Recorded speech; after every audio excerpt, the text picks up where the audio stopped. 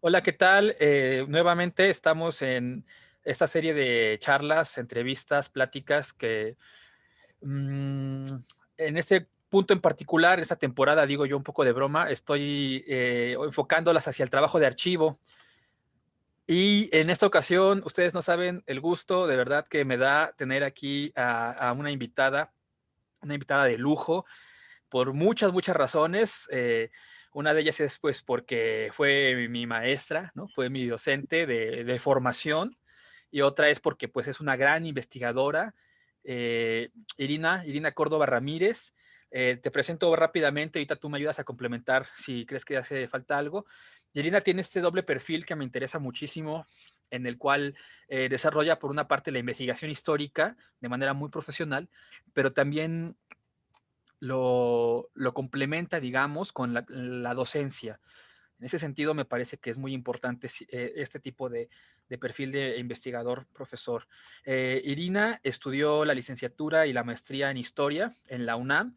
En 2013, su tesis de maestría fue merecedora del premio Francisco Javier Clavijero de Lina.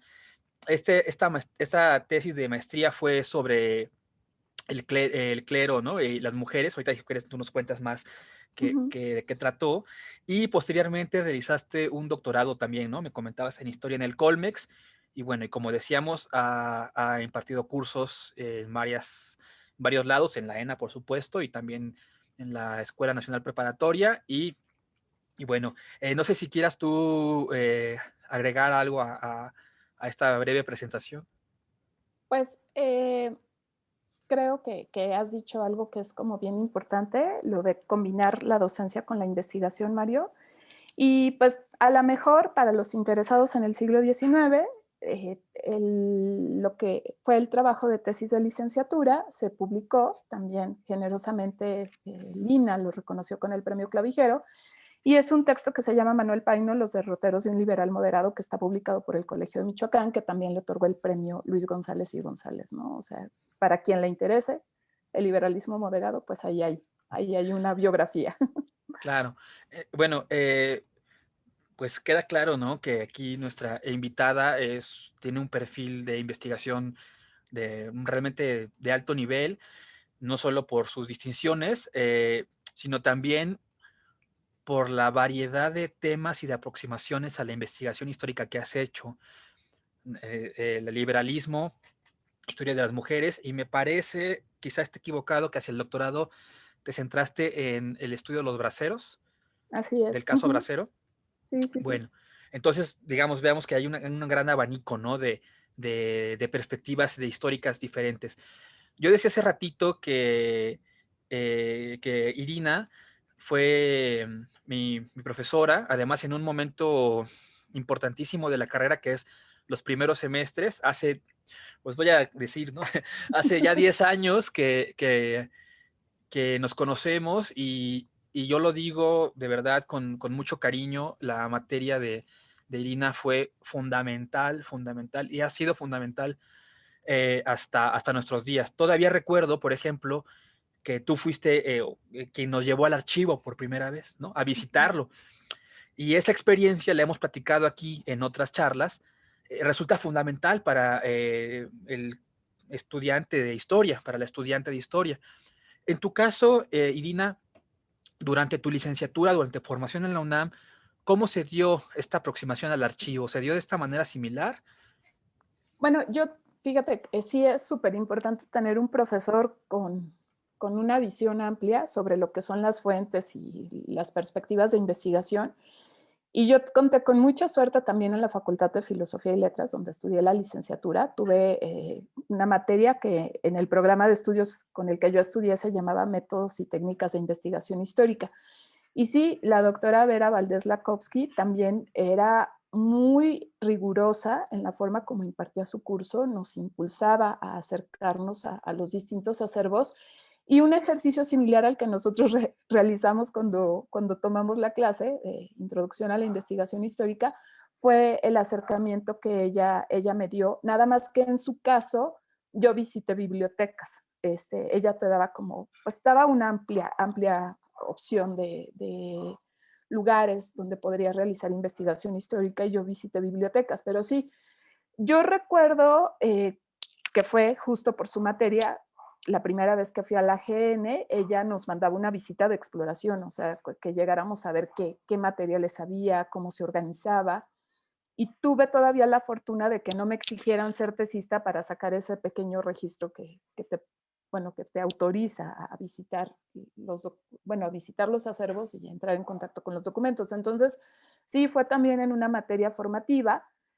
Y bueno, eso como parte de lo que es tu introducción a la licenciatura. Creo que una experiencia que a mí me sirvió mucho y me acercó a otros archivos, ya no solo al General de la Nación, fue el haber sido ayudante de investigación de 2 doctores a los que aprecio también bastante y creo que fueron muy importantes en mi formación, que fueron Anne Staples en el Colegio de México y Paolo Ribuzzi en el Colegio Mexiquense. Ellos desarrollaban proyectos pues dentro del área de sus intereses, por un lado la historia social política del siglo XIX y por otro lado la historia económica también del siglo XIX, siglo XX, pero me pusieron en contacto, por ejemplo, con el Archivo Histórico de la Secretaría de Relaciones Exteriores, donde además hice el servicio social, y el Archivo Histórico de Notarías de la Ciudad de México. Entonces, bueno, creo que ese tipo de experiencias también son valiosas en la formación. Bueno, yo realmente creo que esta charla nos va a quedar corta debido a tu experiencia. Igual quizá el tiempo y la pandemia nos permita continuarla como se debe. Quisiera primero centrarme al menos en la formación de licenciatura. Si nos da tiempo, me interesaría un poco otros temas. En estos momentos me parece crucial esto que señalas, ¿no? De decir, desde la formación y también uno, ¿no? Como estudiante, buscar estos espacios donde en la práctica, como ayudante de investigación, se aprende el oficio y también algo que ha salido, el servicio social, ¿no? Me parece que son tres grandes consejos que ahorita ya de entrada diste sobre la aproximación de archivo. En estos momentos, cuando serviste de ayudante de investigación durante tu servicio social, ¿ya tenías desarrollado el tema de investigación que trabajaste para tu tesis de licenciatura? No, todavía no. Bueno, sí y no. No lo tenía desarrollado, ya lo había elegido. En el último semestre de la carrera entré a un seminario justo de tesis, que era la denominación que recibía en el programa de estudios en el que yo estudié, que es el anterior al vigente. Y ese seminario que lo impartió la doctora Ana Rosa Suárez Argüello, pues nos llevó a un recorrido muy amplio por la historia del siglo XIX. Y fíjate que es bien importante lo que comentas sobre el papel de los docentes en determinado momento para la elección de nuestros propios temas de investigación, ¿no? Yo había tenido, la única materia que había cursado del siglo XIX era Guerra de Independencia, me había encantado, y yo dije, bueno, pues me voy a meter a un seminario de tesis del siglo XIX y pues a ver qué más aprendo y qué sale, ¿no? Ella entonces desarrollaba como parte de sus intereses el estudio de biografías y de manera, creo yo, muy original nos dijo, bueno, yo les propongo que lean este periodo en México a través de los siglos, que identifiquen a los personajes, que les llamen la atención, que me digan por qué les llaman la atención, y bueno, después vamos perfilando qué se puede trabajar desde el punto de vista de la biografía. Y así fue como yo llegué al tema de Manuel Paino. Ya cuando empiezo a trabajar como asistente de los doctores Ribuzzi y Staples, yo ya sabía que quería trabajar a Manuel Paino, pero todavía no definía qué era lo que iba a trabajar de él. Y bueno, lo que sucede es que en ambas experiencias yo comienzo a visitar estos acervos, comienzo a leer muchas cosas del periodo y va saliendo más información. Entonces,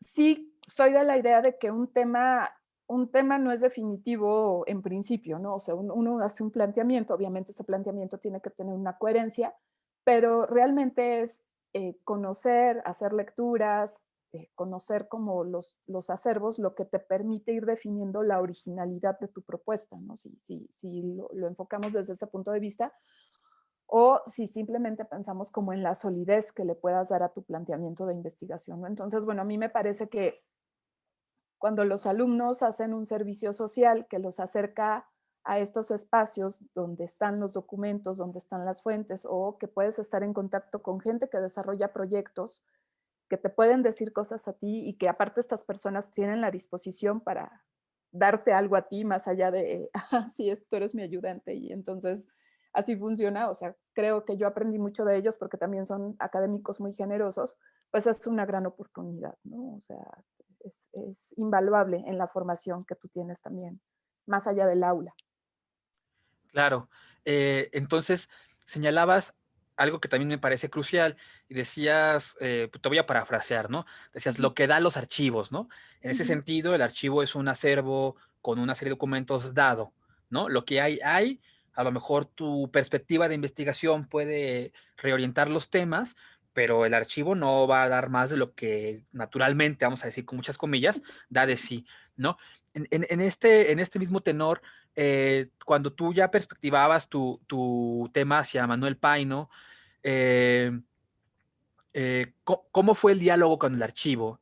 Me imagino que llegaste con unas preguntas, conforme fuiste conociendo el archivo, estas preguntas fueron cambiando. ¿Cómo fue? ¿Qué encontraste en ese archivo? ¿Cómo cambió tu investigación?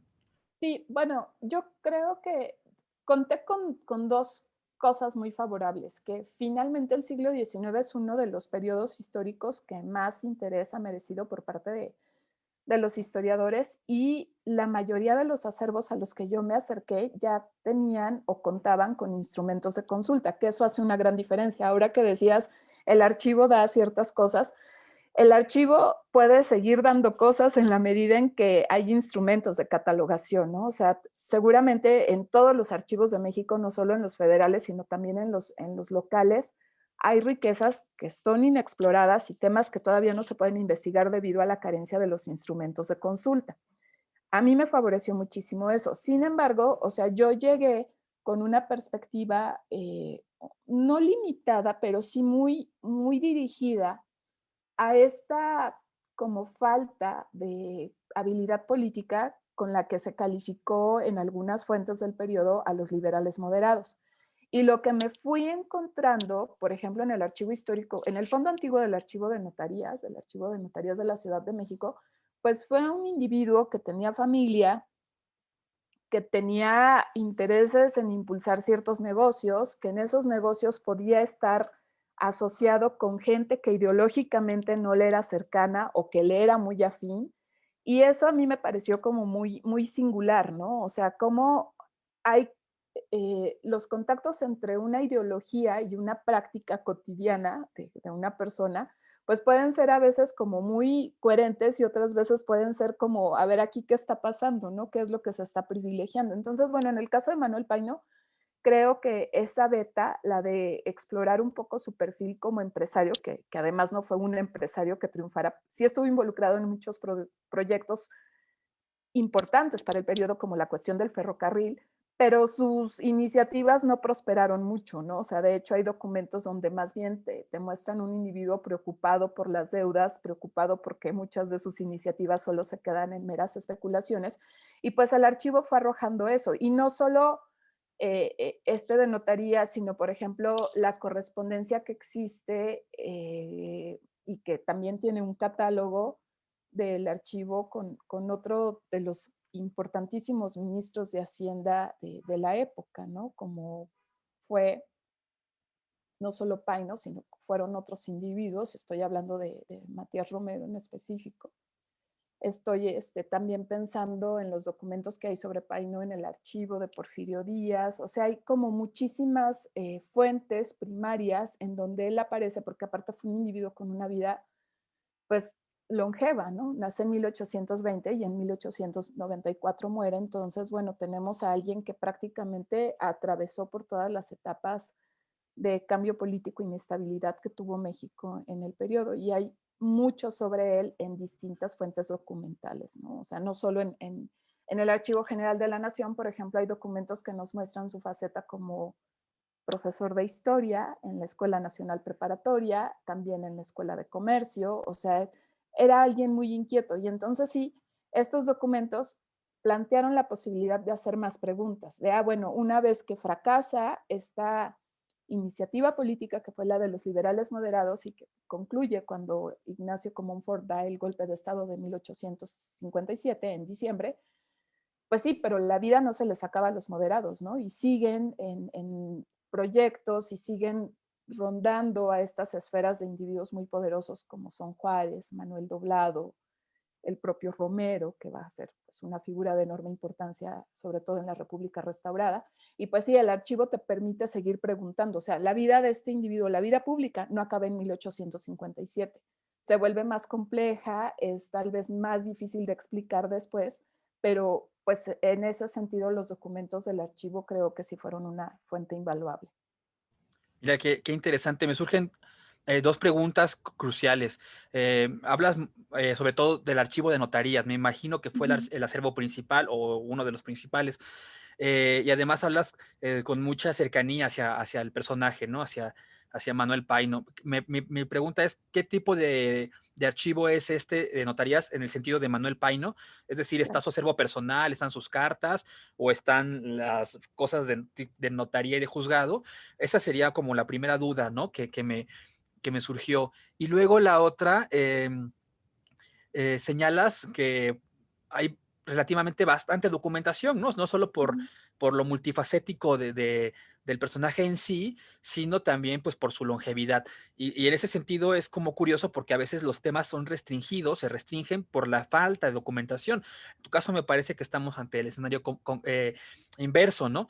Ahí mi segunda pregunta es cómo se desarrolla esa expertise para saber qué, para no ahogarse en el mar de documentos que puedes llegar a encontrar. Ya, bueno, pues trato de responder en el orden que planteaste tus observaciones. Lo primero, el archivo de notarías de la Ciudad de México es un archivo donde se resguarda la memoria de la actividad de los notarios desde el periodo virreinal.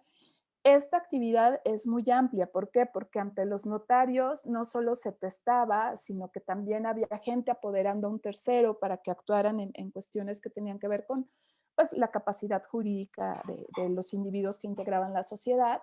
Es un archivo donde puedes encontrar todas las, digamos, los documentos que fundan las empresas del periodo, o sea, iniciativas de orden mercantil, iniciativas que tienen que ver con la explotación de ciertos recursos, por ejemplo, las minas, la constitución de ciertas, ya lo dije, sociedades comerciales. Es un archivo donde también ves cómo se trata de una sociedad desigual, ¿no? O sea, no es lo mismo hablar de la dote de una mujer que va a ingresar a un convento de monjas como pues el de las Carmelitas Descalzas, que obviamente ahí ya hay un pronunciamiento de la forma como ven los patrimonios, a una que va a ingresar, por ejemplo, al de las Jerónimas, ¿no? O sea, que son mujeres que proceden de familias con otro lugar en la sociedad, ¿no? Y es un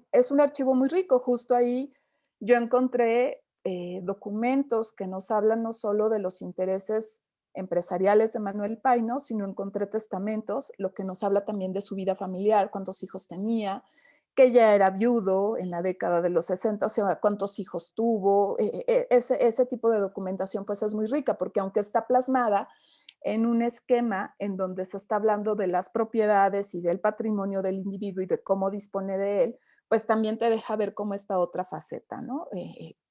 El papel que tenía, por ejemplo, su primera esposa, Guadalupe González de Paino, que me parece muy importante porque en la coyuntura de la desamortización, en junio de 1856, no es Manuel Paino el que desamortiza las propiedades, atendiendo el llamado de la ley Lerdo, sino es ella la que lo hace, ¿no? Pero bajo la figura de un esposo permisionario, que es Paino, que le dice a ella, bueno, si tú ve ante el notario y tú adjudícate la propiedad conforme a este proyecto que está proponiendo la ley de 25 de junio.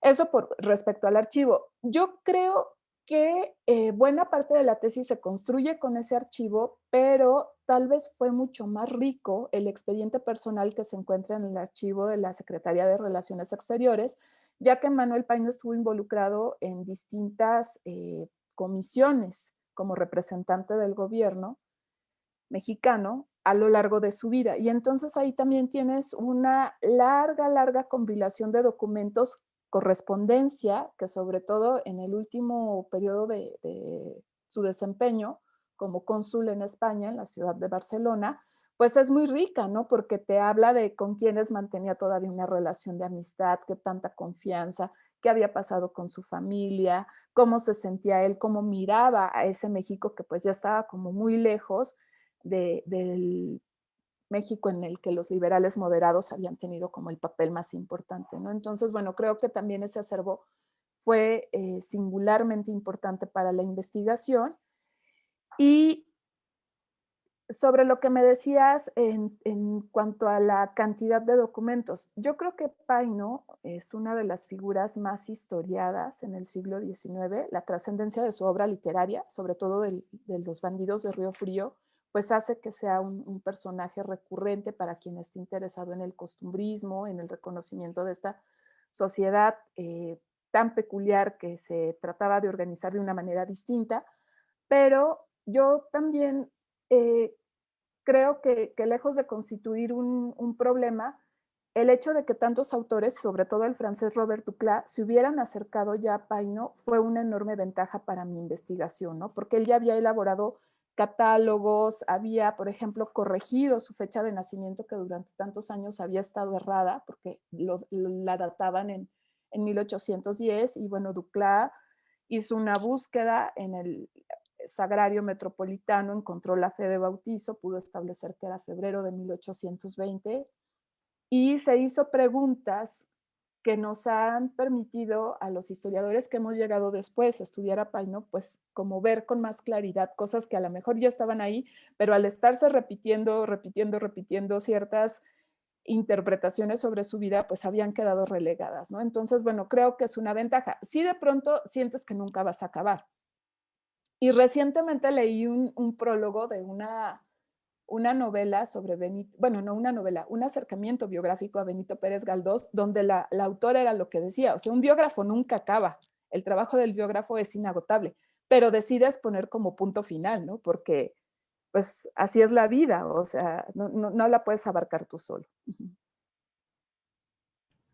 Claro, bueno, creo que marcaste igual una serie de pautas bien importantes en la investigación histórica, y es que de repente uno, bueno, ingenuamente, al menos yo así pensaba, ¿no? De repente uno asume que la investigación es, órale, vete al archivo y vete a ver qué hay, ¿no? Y entonces tú señalas muy claramente lo que después vas desarrollando en la planteamiento del problema, que uno parte siempre de investigaciones previas a la de uno, ¿no? Y en este mismo sentido, muchas de esas investigaciones incluso lo platicábamos con Berenice, ¿no? A nivel catalográfico, a nivel de guía documental, facilitan muchísimo la acción de la investigación, pues porque uno ya más o menos sabe qué tipo de información, qué tipo de documento va a encontrar. Ahora, me parece que lo comentabas también al inicio, ¿no? Este tipo de aproximación no siempre es así, en el sentido en el que les decías bien claro, los archivos que consulté tienen posibilidades de consulta, catálogos, me imagino, bases de datos, pero la experiencia resulta muy distinta, ¿no? Con respecto al archivo municipal, el archivo local, el archivo parroquial que está sin clasificar, digamos, ese sería, lo platicaba yo igual un poco con Berenice, otra experiencia de investigación. Recuerdo mucho en mis años de estudiante que sobre este mismo tema tú señalabas que, bueno, yo lo voy a reinterpretar, ¿verdad? Un poco a partir de esto que comentabas, de las posibilidades que ya dan los archivos de clasificados, catalogados, en fin, se restringen bastante los temas de investigación en el sentido en el que hay tópicos clásicos o que son porcentualmente más trabajados, ¿no? Me recuerdo mucho que señalabas que casi todos hacemos trabajo de investigación siglo XIX y XX y la Ciudad de México, ¿no? En la idea de que pues estás en la Ciudad de México y pues los archivos están aquí, ¿no? Me llamaba la atención cómo esta idea que hemos estado repitiendo aquí, de que a pesar de las posibilidades del archivo, el archivo va filtrando una serie de información, ¿no? Tú lo comentabas hace ratito, no es que el documento te diga, ah, Manuel Paino tenía tantos hijos y su esposa murió, sino que tú lo vas leyendo a partir de estos filtrados. Y para ir un poquito avanzando hacia también tu otra experiencia ya, digamos, fuera de la licenciatura, me parece que uno de estos filtros, de estos grandes filtros del archivo, yo lo viví, digamos, en el siglo XVI, es el papel de las mujeres, ¿no? En el sentido en Ujú. el que, como tú bien mencionabas, los propietarios tienden a ser hombres, entonces en ese sentido reflejados en el archivo notarial, por ejemplo, van a estar sobre todo los maridos, a pesar de que, bueno, ahorita tú nos contarás mejor cómo es que están las mujeres impactando, no solo en la historia, sino reflejadas en el archivo. Cuando tú trasladas tu tema de investigación, propones tu tema de maestría, lo haces con un tema de historias de las mujeres, ¿no? Eh, digamos, frente a la experiencia de investigación que nos has comentado y compartido de Manuel Paino, ¿qué cambios propiamente en la investigación, en la riqueza de los acervos, encuentras tú ahora en tu nueva etapa de la maestría?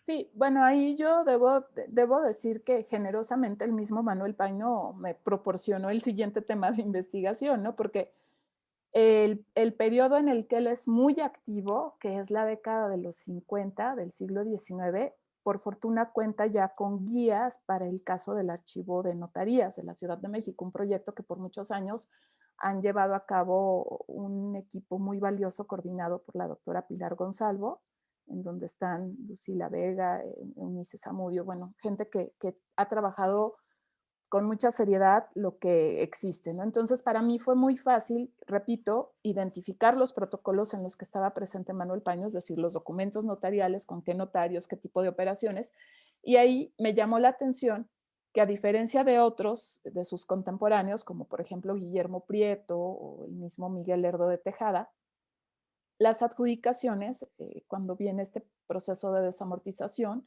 de volver individual o individualizar la propiedad, las haya llevado a cabo su esposa, ¿no? Y me pregunté así, como ella, ¿cuántas más, no? Y cuántas más vinculadas como esa élite política de ese momento y cuántas de otros grupos sociales que a lo mejor no tenían como estas ideas de renovación política, pero que sí tenían un poder económico que les permitía tomar decisiones en esa área de manera como mucho más sencilla por su liquidez o tal vez resguardando patrimonios que se habían estado heredando por generaciones. Ya conocía yo el trabajo de Alma Parra, que es una investigadora adscrita a la de Delina, que ha estudiado a una mujer fascinante que es Francisca de Paula Pérez Galvez, que pues realmente tejió las decisiones patrimoniales en una de las principales familias mineras de la Nueva España y después del México independiente, con una singularidad que yo creo que hace falta saber cuántas más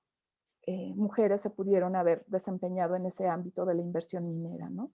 Entonces, bueno, te digo, fue como un paso suave, por fortuna estaban las guías y yo lo que empecé a ver es así de, bueno, ¿cuántas adjudicaciones se hicieron en este periodo y cuántas fueron hechas por mujeres? Y esas mujeres actuaban con permiso del esposo, eran viudas, eran solteras, qué edades tenían, sabían escribir.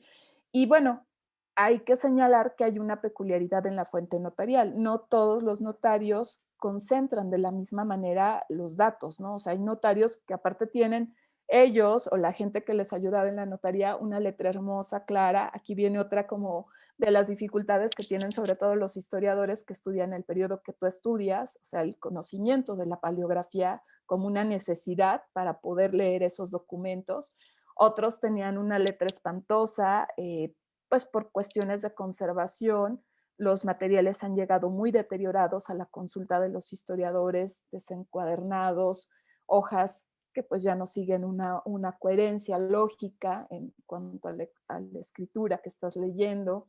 De pronto les faltan cosas o de pronto ya el papel se carcomió por el efecto de algún tipo de pues, predador de documentos de archivo. Entonces hay como varias cosas ahí que hicieron desigual el obtener la información, pero que sí permitieron al final constituir un grupo descriptivo medianamente homogéneo, ¿no? Y ahí teníamos como una primera fase o etapa de la investigación, o sea, lo cuantitativo, lo descriptivo, pero después había que tejer una serie de interpretaciones que cruzaran sobre cuál había sido la experiencia de estas mujeres para acercarse a esta posibilidad de ser propietarias, ¿no? Pues sabemos que tenían capacidad jurídica desde el virreinato, pero esa capacidad jurídica sí estaba acotada sobre todo por cuestiones de orden social, ¿no? O sea, una mujer no debe estar tomando decisiones en estas áreas, es recomendable que lo haga un hombre por ella, ya sea pues el esposo, el padre, el hermano o el apoderado o que el juez le ponga a alguien. O sea, sí hay como muchas restricciones de orden social, pero finalmente también cuando tenemos estas restricciones no debemos olvidarnos de mirar que permanentemente las restricciones están, pues, si no confrontando abiertamente, sí negociando con ellas, ¿no? O sea, hay un modelo, lo que debe ser, y hay una práctica que puede estar muy apegada o muy alejada de ese lo que debe ser, ¿no? Entonces, bueno, fue una experiencia que a mí me requirió comenzar a leer balances historiográficos sobre lo que es la historia de las mujeres y del género en México, acercarme a conceptos que yo no conocía o que no había conocido en la licenciatura, como la cuestión de la interseccionalidad, es decir, mirar cuestiones como la condición de clase, la adscripción a una etnia o no, para poder ver quiénes eran estas mujeres, ¿no? Y bueno, fue un ejercicio muy satisfactorio. O sea, la verdad es que mirar la presencia de las mujeres en este proceso de reforma donde de pronto solo hay individuos con ideales y con grandes pronunciamientos, pues nos da otra perspectiva de lo que vivió la sociedad mexicana cuando se estaban planteando cambios que confrontaban las ideas, las tradiciones de manera tan poderosa, porque sí, una guerra civil como la guerra de reforma no se explica si no consideramos lo opuesto que podían ser los principios de quienes estaban involucrados en ella, ¿no? Entonces sí, fue fue un ejercicio muy satisfactorio. Claro. Y en esta idea, creo que señalabas igualmente unas cosas bien importantes, obviamente sin que esto sea una crítica, me parece que esta idea de que señalabas que la formación en la licenciatura tiene, además de posibilidades, ciertas limitaciones en cuanto a, sobre todo, las nuevas perspectivas de la historia, digamos, la historia de las mujeres tiene una metodología, tiene unas preocupaciones, tiene una trayectoria muy particular. De repente, uno no podría asumir que la escuela te lo dé todo en el sentido en el de que pues no es posible ya, ¿no? O sea, no es que esté mal la escuela, ¿no? Sino que no es posible ya y uno tiene que acercarse, ¿no? A estas nuevas perspectivas. Bueno, en tu caso ya comentas, fue en la maestría, fue a partir de investigadoras. Tenía una duda muy concreta. Esta investigación de la historia de las mujeres, ¿la hiciste sobre todo en el archivo de notarías otra vez? Sí, esa sí fue, o sea, fue la gran fuente, ¿no? El archivo histórico de notarías.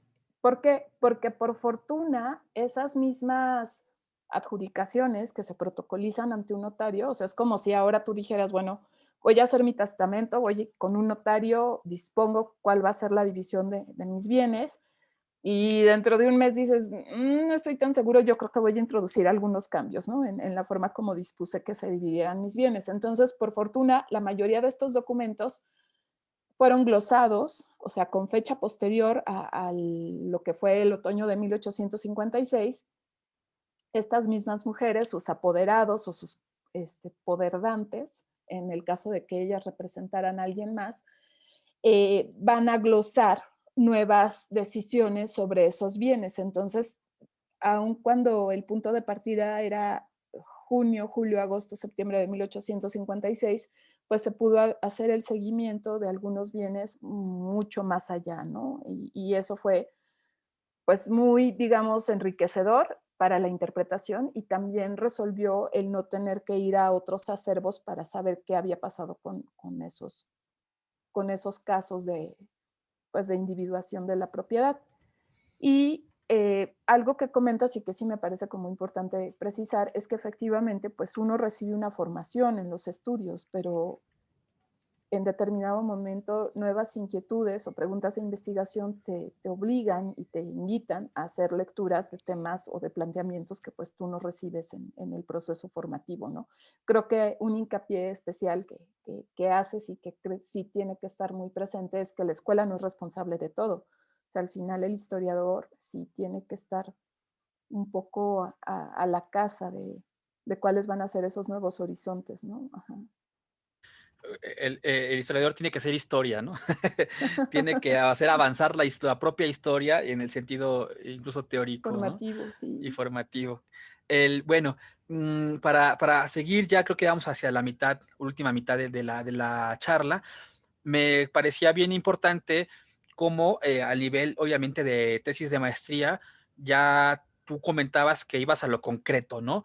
En el Ujú. sentido en el que decías, a ver qué hay, este periodo, este acervo muy particular, un tema bien delimitado, ¿no? En el sentido en el que es abordable de manera práctica y además lo que hay se aborde bien. Me parecía muy importante esto que señalabas. Y además otra cosa que una investigación va concatenando a la otra, ¿no? Ujú. Comentabas claramente cómo, pues yo pienso un poco sin saberlo, a partir de tu exploración primera en el archivo de notarías con Manuel Paino, ¡pup! Aunque puedes decir, no, pues son dos temas distintos, aproximaciones realmente distintas, y una investigación realmente como cuña, ¿no? Fue ayudándote Sí. a sacar la otra. Eso me parece que es un gran consejo con respecto a la aproximación de archivo. Y bueno, ya insistía yo, para ir hacia la recta final de esta plática, mmm, quisiera yo preguntarte por tu experiencia con tu investigación con los braceros, porque ahí Ujú. me parece que el archivo ya quedó un poco chico en cuanto a la información que había y tuviste que utilizar diferentes herramientas, complementos a la investigación, más allá del propio trabajo documental. ¿Quisieras comentarnos? Sí, bueno, de entrada es un reto bien grande cambiar de periodo, ¿no? O sea, no tienes que hacer un montón de lecturas porque hay cosas que ya sabes, pero que justo no te alcanzan para comprender esa nueva realidad temporal que pretendes estudiar. Además, de alguna forma, aunque Manuel Paino tuvo una trayectoria muy rica que lo llevó fuera de la Ciudad de México, fuera de México, en el desempeño de las distintas responsabilidades de gobierno y los intereses que él persiguió, yo sentía que en los dos trabajos de investigación, que fueron los de la licenciatura y la maestría, como que el espacio había estado muy acotado a la Ciudad de México, ¿no? O es una mirada muy desde la Ciudad de México, porque pues son procesos, en el caso de Manuel Paino, pues él tan cercano a los grupos de poder, siempre ahí aportando con los conocimientos hacendarios que tuvo, pues sí me hacían mirar mucho a la federación. En el caso de la aplicación de la ley Lerdo, pues es una ley federal y sin embargo yo reviso la situación en el archivo de notarías de la Ciudad de México.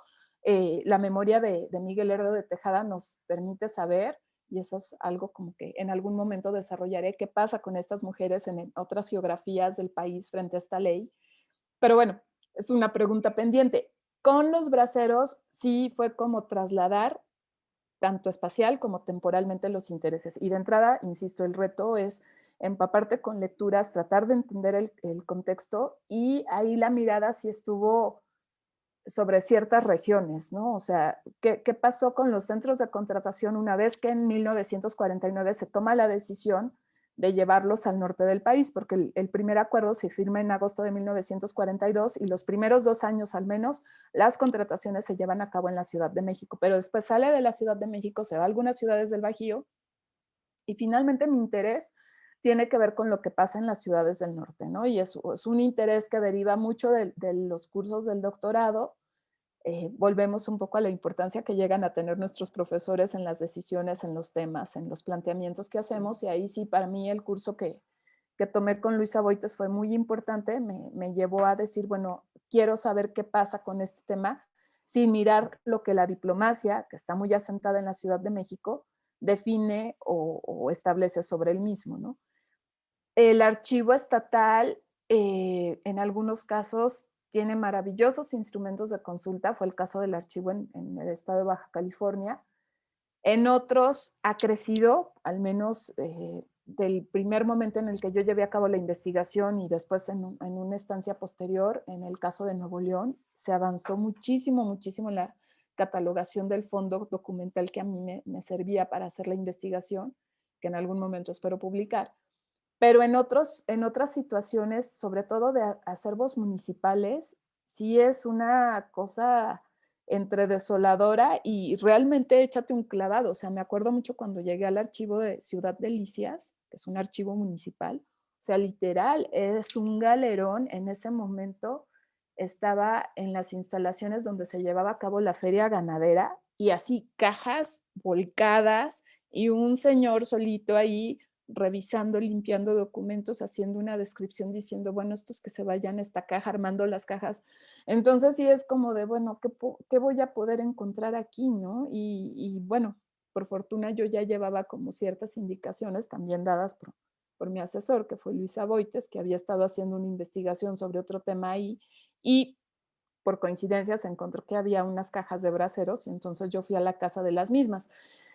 Enriqueció la investigación, por supuesto, porque las perspectivas municipales son bien diferentes a la lectura que le puede dar en determinado momento a un proceso la federación. Y lo digo mucho desde la historia política, que creo que es el campo de la tesis, porque sí, el acuerdo y el funcionario de la Secretaría de Relaciones Exteriores o de la Secretaría del Trabajo te podía estar diciendo ciertas cosas o podía estar estableciendo ciertas cosas en una mesa de negociación binacional, pero cuando llegas a la manera como se ejecutaban en los municipios estos acuerdos, te encuentras con otras lógicas, otras dinámicas, otras prioridades y una voz también de los propios braceros diciendo, bueno, nosotros queremos irnos y creemos que tenemos ciertos méritos para hacerlo porque estamos afiliados a la CROM y la CROM es del partido oficial y entonces este país siempre ha contado con nosotros y darnos un contrato como trabajadores temporales en Estados Unidos, que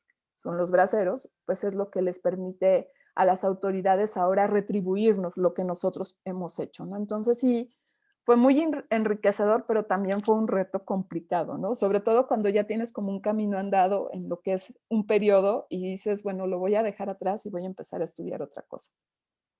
Y ahí vuelve a surgir esto que comentaba, ¿no? No es lo mismo este archivo de la Ciudad de México federal, donde incluso vas de tu casa al archivo, ¿no? A una ciudad que no conoces, eh, a un archivo en el que se te presentan estas situaciones que luego son las más enriquecedoras, ¿no? Porque ahí, pues hasta una cuestión heurística, diría yo, ¿no? De, ay, a ver qué hay.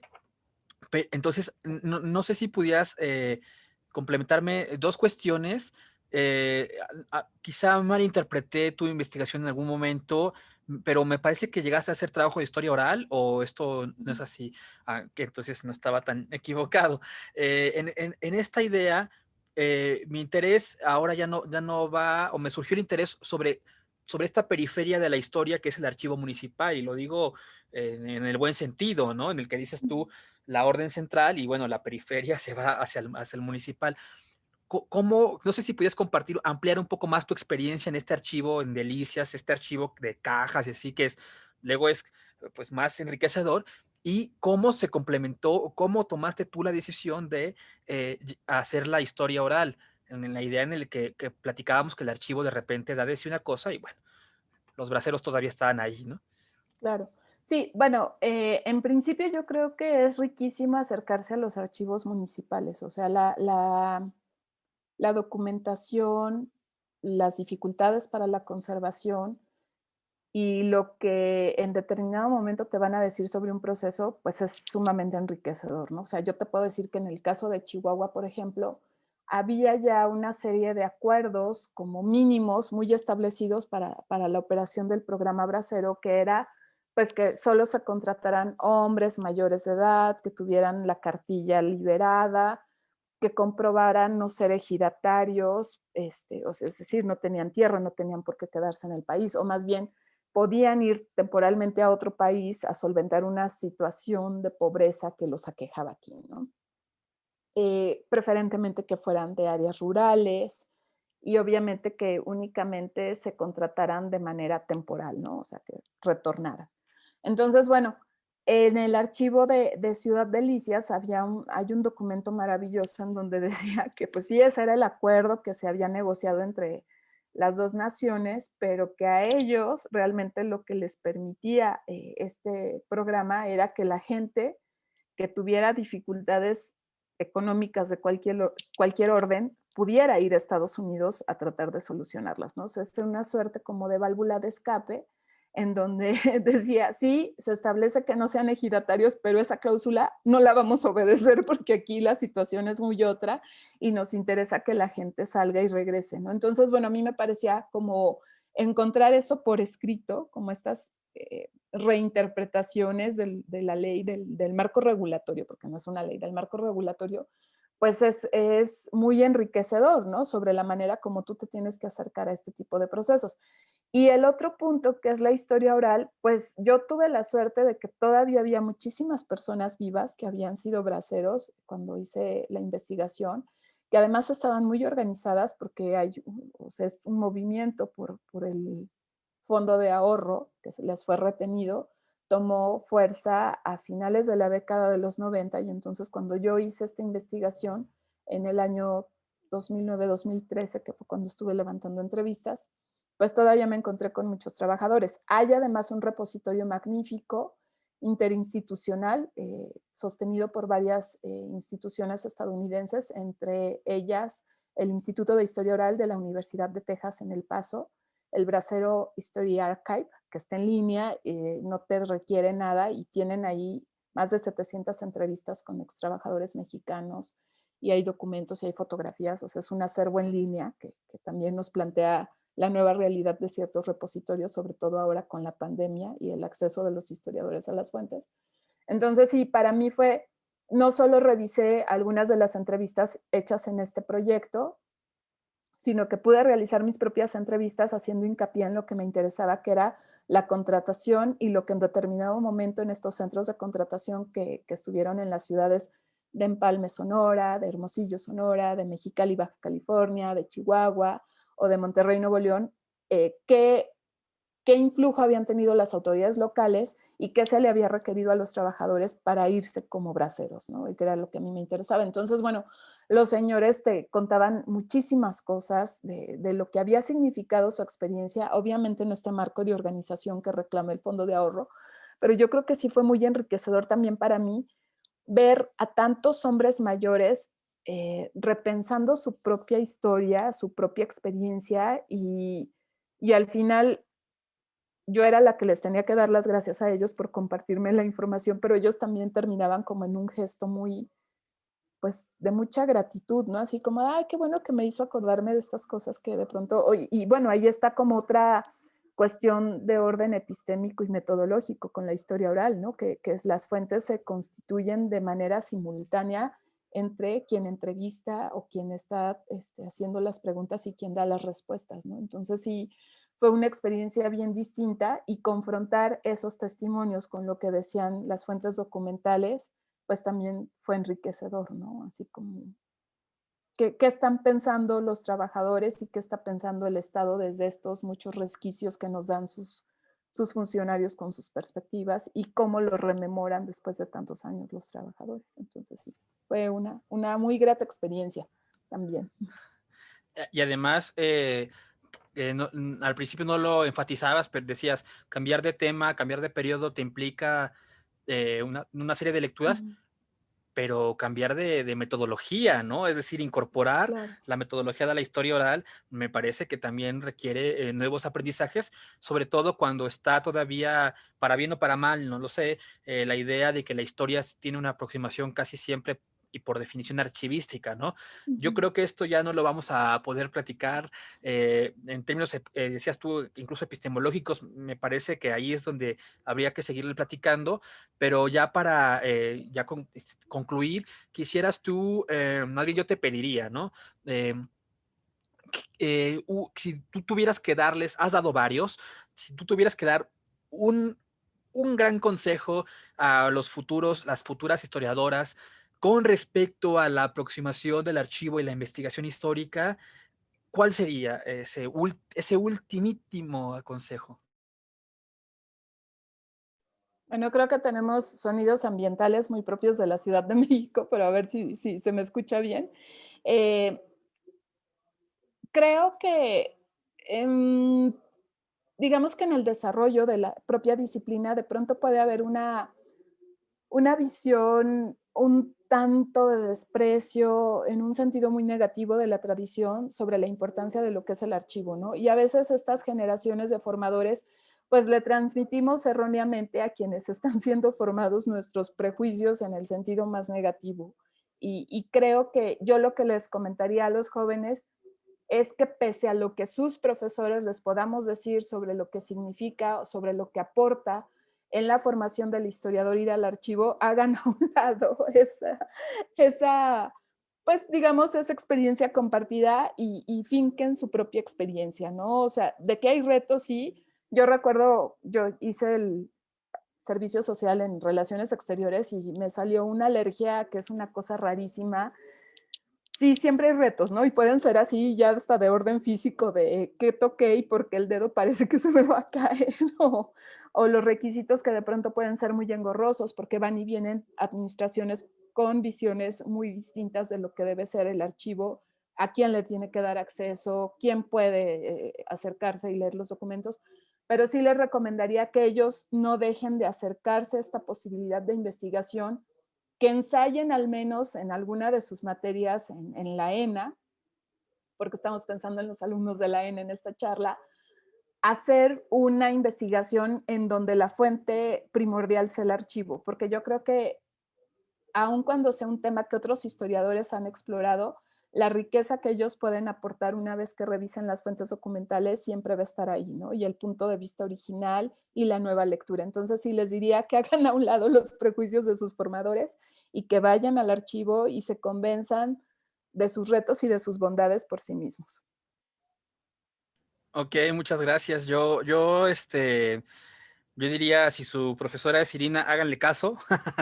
No le haganle caso de que no le haganle caso, háganle caso porque si tienen el honor de tomar una clase contigo, yo la verdad es que, bueno, algo estricta, eso hay que decirlo, pero me parece que es una formación, al menos para mí, ya te lo había comentado, eh, importantísima, ¿no? Y fundamental. Yo creo que todo lo que has compartido y varios temas que nos faltaron por charlar serán de gran utilidad a jóvenes que se están formando en la investigación histórica. Curiosamente, yo estos videos los guardo, se los mando a mis estudiantes y los guardo un rato y después los publico. Ahora han resultado más enriquecedores todavía, digamos, posibilitan ahora que sean vistos por un público mayor y eso creo que es de las poquitas ventajas que tenemos de la pandemia, ¿no? Que de cierta manera, con muchas comillas, está democratizando, insisto, con muchas comillas, el acceso a este tipo de formación y este tipo de charlas. Entonces, bueno, ya a mí de verdad no me queda más que volverte a agradecer, Irina, es un gusto, un gusto. Esperemos que no tenga que haber otros 10 años para encontrarnos. No sé, nos hemos escrito, ¿no? Antes, pero de verdad, gracias por hacerte un chancecito ahí en tus ocupaciones y por regalarnos esta experiencia. No sé si quisieras compartir algunas redes donde estudiantes puedan escribirte o algún perfil de academia o así, algo así. Claro, con todo gusto, Mario. Primero, darte las gracias a ti por la convocatoria, por la paciencia para encontrar el momento y por la tolerancia debido a los cambios en la definición del momento. También me ha dado mucho gusto verte, saber que has seguido tu camino como historiador y que ahora ya estás como formador, como te lo decía hace un momento, pues destacaste desde el principio, ¿no? Yo lo puedo decir porque fui profesora de tu generación el primer semestre y me da mucho gusto tanto reencontrarnos como que tengas este proyecto y que ahora compartas con los más jóvenes. Y respecto a los puntos de contacto, sí está mi perfil en academia.edu, igual con mi nombre completo, Diana Irina Córdoba Ramírez. Está también en la plantilla del Instituto de Investigaciones Históricas de la UNAM, en donde me encuentro ahora adscrita, el correo institucional, irinacordoba.unam.mx. También para quien guste escribir y pues ya saben que los materiales están también para compartirlos. Entonces, pues enhorabuena y adelante. Bueno, Irina, te agradezco. Voy a cerrar la grabación y ahorita nos despedimos. Muchas gracias.